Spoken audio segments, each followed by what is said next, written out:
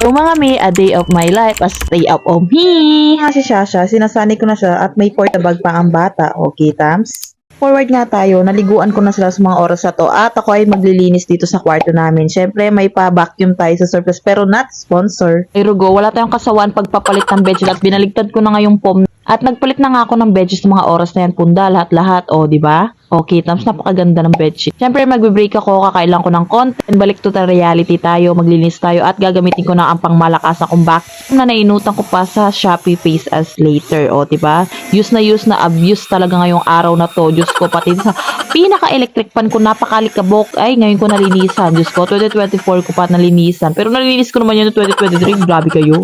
Ganyan yung nakuha kong dumi sa, Diyos ko na nga linisan lahat-lahat, fast forward tayo, maglalabas ako ng basura, then magsasampay ako, wala akong sinasayang ng oras. Then magugas ako ng plato at naglinis ako ng CR.